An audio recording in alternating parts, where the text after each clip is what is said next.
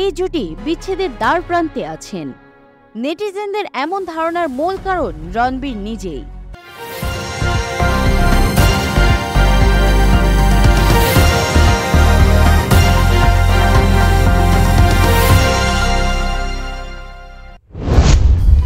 মারা গেছেন game of Thrones খ্যাত অভিনেতা ইয়ান গিল্ডার। গত 6 মে ক্যান্সারে আক্রান্ত হয়ে মারা যান তিনি। মৃত্যুকালে তার বয়স হয়েছিল 74 বছর। প্রায় 40 বছরের অভিনয় ক্যারিয়ারে অনেক দর্শকপ্রিয় চরিত্রে অভিনয় করেছেন ইয়ান।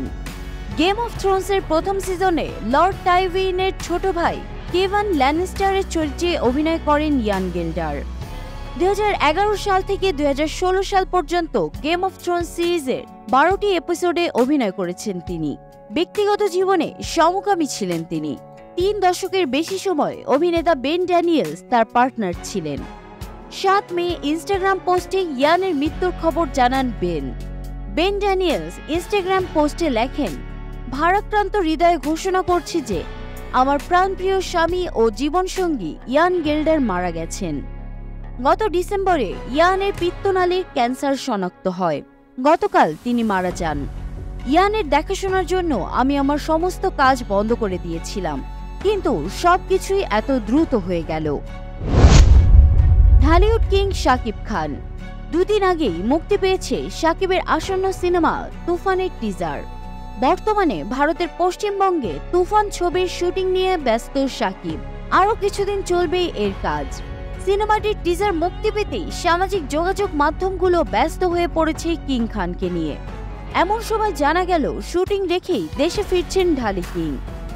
11 মে একদিনের জন্য ঢাকায় আসবেন শাকিব খান। তার ব্যবসায়িক প্রতিষ্ঠান রিম্যাক হারল্যান্ডের একটি ইভেন্টে যোগ দিতে শাকিব ঢাকায় আসবেন। মূলত যুক্তরাষ্ট্রের তালিকাভুক্ত যেসব কোম্পানি ঢাকায় অবস্থিত আমেরিকান এম্বাসির উদ্যোগে সেগুলোর মেলার আয়োজন করা হচ্ছে রাজধানীর ইন্টারকন্টিনেন্টাল হোটেলে। সংবাদ মাধ্যমের বরাতে জানা যায়, মেলা উপলক্ষে রিম্যাক হারল্যান্ডের ডিরেক্টর শাকিব খান তার স্বনামধন্য অথেন্টিক বিউটি প্রোডাক্ট কোম্পানির পক্ষ থেকে উপস্থিত থাকবেন শনিবার বিকেল 3টায়। জানা যায়, রিম্যাক হারল্যান্ডের গ্র্যান্ড প্যাভিলিয়নে যে কেউ আসতে পারবেন। সেখানে থাকবেন শাকিব খান। তুফান ঝড়ো হওয়ার মধ্যে যে কেউ শাকিব খানের কাছাকাছি যাওয়ার সুবর্ণ সুযোগ পাবেন। বলিউডের পাওয়ার কাপল রণবীর সিং দীপিকা পাডুকোন। সম্প্রতি গুঞ্জন উঠেছে এই জুটি বিচ্ছেদের দ্বার প্রান্তে আছেন। নেটিজেনদের এমন ধারণার মূল কারণ রণবীর নিজেই।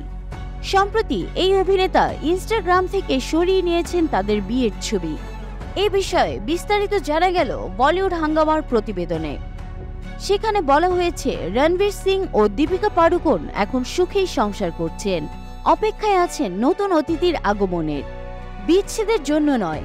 রণবীর মূলত তার ইনস্টাগ্রামে 2023 সালের আগের সব ছবি আর্কাইভ করে দিয়েছেন। এর মধ্যে বিয়ের ছবিও রয়েছে, কেননা দীপিকার সঙ্গে তার বিয়ে হয়েছিল 2018 সালে। সেই কারণেই ছবিগুলো আর দেখা যাচ্ছে না তার অ্যাকাউন্টে। বিষয়টিকে সোশ্যাল মিডিয়া ব্যবস্থাপনার একটি কৌশল বলেই জানিয়েছেন গণমাধ্যমটি। দীপিকা পাডুকোনের সোশ্যাল হ্যান্ডেলে এখনও বিয়ের সব ছবি রয়েছে।